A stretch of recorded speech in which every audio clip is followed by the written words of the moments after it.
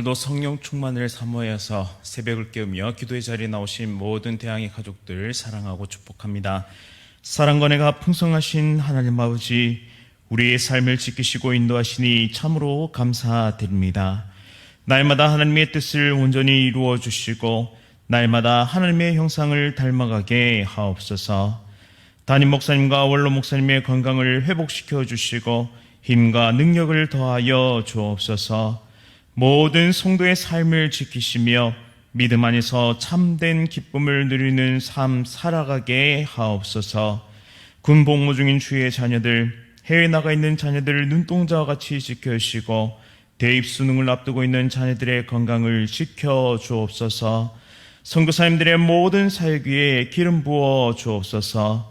천사 찬양대의 찬양을 기쁘게 받아주시고 특별히 모든 새벽 성도에게 기도 응답의 역사와 복을 더하여 주옵소서. 말씀을 청종하오니 말씀의 능력 베풀어 주옵소서. 예수 그리스도의 이름으로 간절히 기도드립니다. 아멘.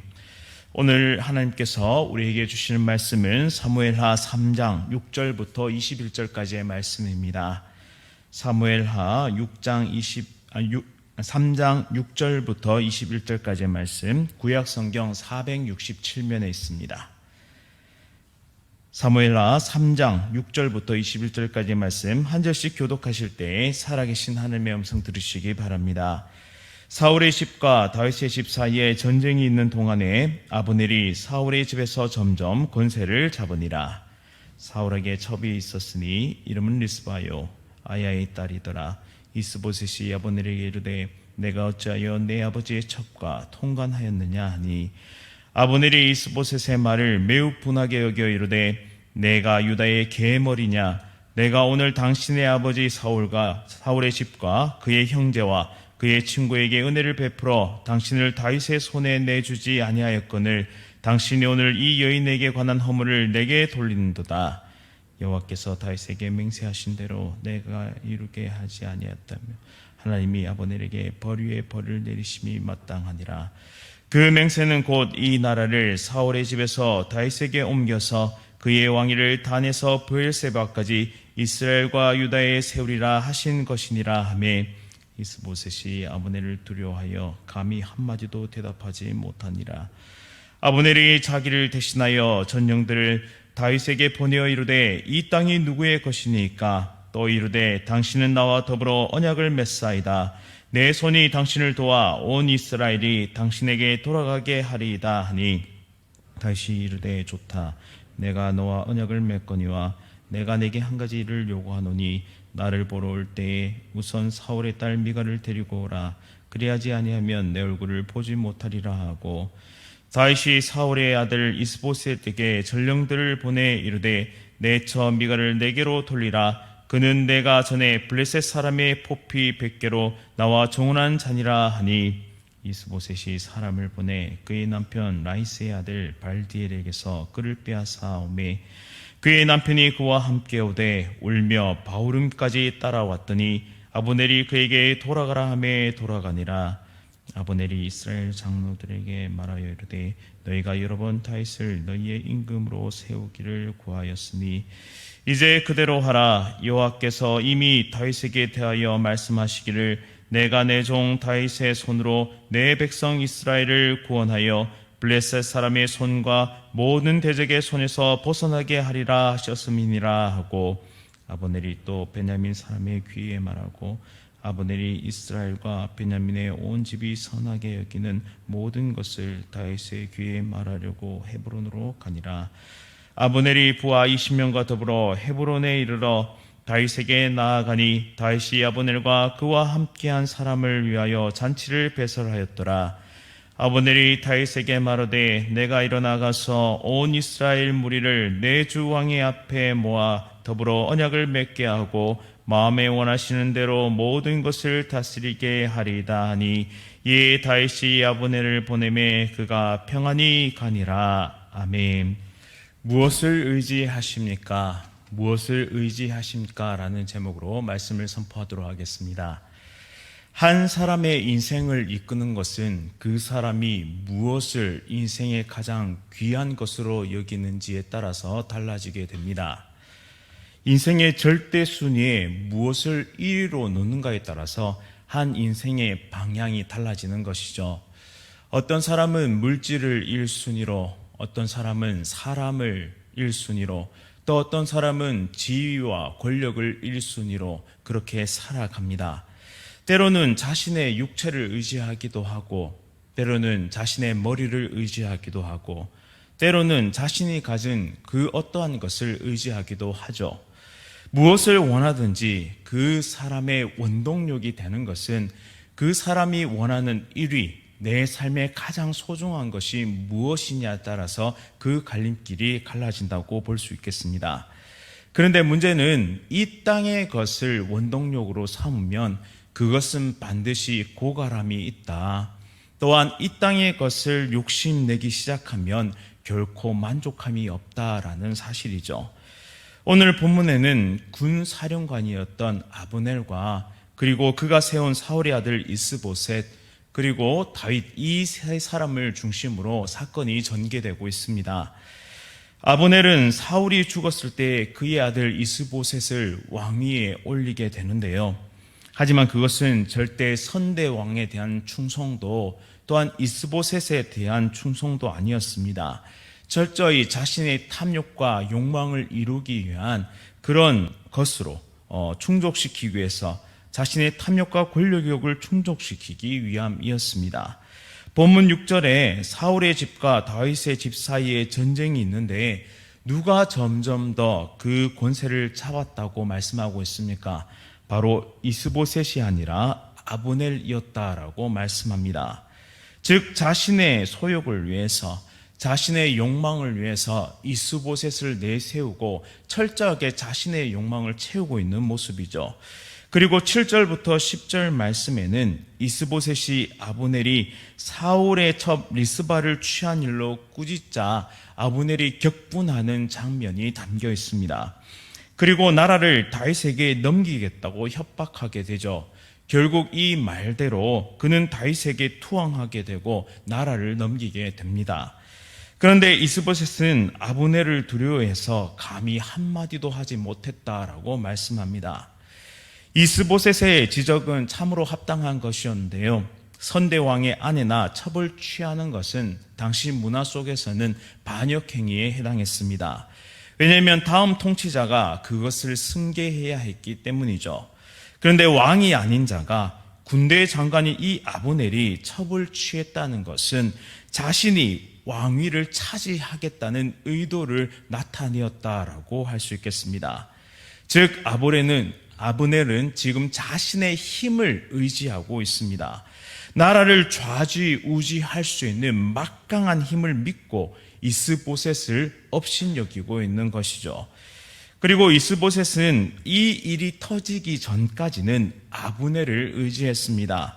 왜냐하면 아버지의 군 사령관 출신이었고 자신을 왕으로 세운 1등 공신이니 믿고 의지하였을 것입니다. 그러나 그는 철저하게 배신당하고 있습니다. 이스보셋은 사람을 의지했습니다. 그런데 문제는 사람은 언제든 변할 수 있는 존재라는 사실이죠. 자신의 욕심을 따라 자신의 이익을 따라 언제든지 손바닥 뒤집듯이 자기 말을 뒤집을 수 있다는 사실을 알았더라면 이스보셋은 사람을 절대적으로 의지하는 것이 아니라 그것을 경계하고 자신의 힘을 키워나갔어야 했습니다. 우리는 군사령관 아브넬과 이스라엘 왕 이스보셋이 절대 하나님을 믿거나 의지하지 않았다는 사실을 오늘 본문을 통해서 발견하게 됩니다. 아브넬은 자신의 힘을 의지하고 믿었고 또 이스보셋은 이 군사령관이었던 아브넬을 의지했던 것이죠. 그 결과는 무엇이었습니까? 그것은 철저한 파괴와 철저한 내분이었음을 발견하게 됩니다. 신뢰가 깨어지고 분열이 일어나기 시작한 것이죠. 바로 이처럼 사람이 의지하는 것, 또 사람이 추구하는 것은 반드시 균열을 일으킬 수밖에 없다. 왜냐하면 그 속에는 욕망과 욕심이 작동하기 때문입니다. 사울의 나라는 더 이상 명맥을 유지할 수 없었는데요. 왜냐하면 그곳에는 하나님이 계시지 않았기 때문입니다. 하나님을 신뢰하고 하나님을 의지하지 않는 인생의 결과는 자멸 혹은 파멸뿐입니다. 스스로 무너져 내릴 수밖에 없습니다. 하나님이 지키시지 않는 나라, 하나님이 세우시지 않는 나라는 철저하게 무너질 수밖에 없죠. 그렇다면 한번 우리 스스로에게 질문해 봅시다. 나는 하나님께서 세우시는 나라 가운데 살아가고 계십니까? 나는 오늘을 살아가면서 무엇을 의지하고 또한 무엇을 쫓아 달려가고 있습니까? 또한 나의 생의 원동력은 무엇입니까? 그것이 하나님 아니라 다른 무엇이라면 이 시간 철저하게 회개하고 하나님을 온전히 바라볼 수 있기를 원합니다. 하나님의 이유의 것들을 신뢰하고 믿고 있다면 그것의 결과는 철저한 자멸과 파멸뿐임을 기억하며 온전히 하나님만 신뢰하고 믿으며 달려가는 우리의 모든 인생 될 수 있기를 간절히 바랍니다. 12절 말씀을 보시면 아브넬이 자신을 대신하여 다윗에게 사신을 보내고 있는데요. 여기서 누구를 대신해서 보내고 있습니까? 왕인 이스보셋이 아니라 자기 이름 아브넬을 대신해서 사신을 보내고 있습니다. 지금 계속해서 자신이 왕인 것처럼 행동하고 있다라는 것이죠. 아브넬이 다윗에게 투항할 것을 약속했을 때 다윗은 많은 재물을 원했던 것도 아니고 이스보셋의 머리, 즉 그의 생명을 요구한 것도 아니었습니다. 지금 무엇을 요구하느냐? 딱 한 가지를 요구하는데요. 바로 사울의 딸 미갈을 데려오라는 것입니다. 미갈은 다윗의 첫 번째 아내였습니다. 사울 왕은 다윗을 제거하기 위해 블레셋 남자 포피 100개를 결혼 지참금으로 요구했는데요. 이에 다윗은 부하를 데리고 생명을 걸고 블레셋 사람 200명을 죽이고 그 포피 2배를 가져와서 결혼하였습니다. 미갈은 다윗을 너무나 사랑했는데요. 다윗을 죽이려는 아버지 사울의 계획을 알고 목숨을 걸고 이 다윗을 탈출시켜 주었습니다. 또한 아버지의 미움을 받은 미갈은 다른 남자에게 시집가고 말았죠. 다윗은 그런 미갈을 절대 잊지 않았습니다. 남편으로서의 도리를 다하기 위해 데려오라고 명령합니다. 또한 이 가정의 회복과 더불어 사울의 딸로서 북쪽 지파들의 지지를 얻기 위한 정치적인 정통성이 필요하기도 했습니다. 미갈의 새 남편인 발데일은 바후림까지 따라오면서 울었지만 결국 포기할 수밖에 없었는데요. 다윗과 미갈은 이혼한 상태가 아니었기 때문입니다. 발데일이 미갈을 취한 것 자체가 잘못되었다는 사실이죠. 어쩌면 왕의 사이가 되어 권력을 얻고자 하는 야망이 있었을지도 모르겠습니다. 다윗은 미갈에 대한 신의를 잃지 않고 철저하게 그 신의를 지키고 있음을 볼 수 있습니다. 이제 다윗은 아브넬을 환대하고 언약을 맺게 되는데요. 20절 말씀 보시면 다윗이 아브넬과 부하들을 위해 잔치를 배설하였습니다. 이에 아브넬은 또 한 번 교만한 말을 내뱉기 시작합니다. 21절 말씀 보시면 내가 일어나 가서 온 이스라엘 무리를 내 주 왕의 앞에 모아 더불어 언약을 맺게 하고 마음에 원하시는 대로 모든 것을 다스리시게 하리다라고 말합니다. 마치 모든 이스라엘의 주인인 것처럼 행세하고 있죠. 그의 주인이었던 이스보셋을 배신하고 다윗에게 가면서 은연중에 이스라엘이 자기의 손아귀에 있는 것처럼 내비칩니다. 하지만 분명히 알 것은 이 온 땅의 주인은 하나님, 여호와 하나님 한 분뿐임을 우리는 바라봐야 합니다. 오직 하나님만이 땅에 대한 통치권을 주장할 수 있습니다. 왜냐하면 이 땅을 창조하셨기 때문이죠. 하나님이 이 아브넬의 악한 마음까지도 선한 결과로 바꾸시고 있음을 말씀을 통해 발견합니다. 권력에 대해 탐욕을 부리며 자기의 힘만을 믿었던 자, 이스보셋을 정치적 도구로 이용하고 철저히 돌아서는 그의 악한 행동마저도 다윗 왕위를 굳건하게 하시는 것에 사용하시는 그 놀라우신 하나님의 모습을 볼 수 있습니다. 이런 하나님의 역사를 통해 우리는 한 가지 중요한 것을 깨닫게 되는데요. 바로 인생에 누구를 의지해야 하는가라는 사실을 분명하게 보여주고 있습니다. 이것은 성경의 큰 주제 중에 하나이기도 합니다. 누구를 의지할지 오늘 선택하라는 것입니다. 오늘 이 문을 나서기 이전에 오늘 하루를 누구를 의지해서 살아가야 할지를 선택하라고 우리에게 말씀하고 계십니다. 오직 하나님만을 믿고 신뢰하는 우리 모두가 될 수 있기를 간절히 원합니다. 세상은 언제나 등질 수 있습니다. 배신할 수도 있고 공격할 수도 있습니다. 하지만 우리에게는 방패와 산성과 요사가 되시는 여호와 하나님께서 함께 하심을 믿으시기 바랍니다. 물질도 사람도 권력도 힘도 모두 하나님 앞에서는 그 어떠한 영향력도 끼칠 수 없습니다.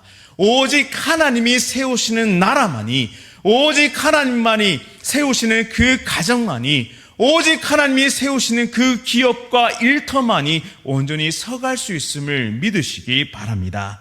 오직 하나님만을 섬기며 하나님 앞에 진정한 충성을 보이는 진정 지혜로운 하나님의 백성들이 다 되셔서 하나님께서 이루시고 세워가시는 그 나라 가운데 승리하는 하나님의 거룩한 백성들 다 되시기를 간절히 바랍니다.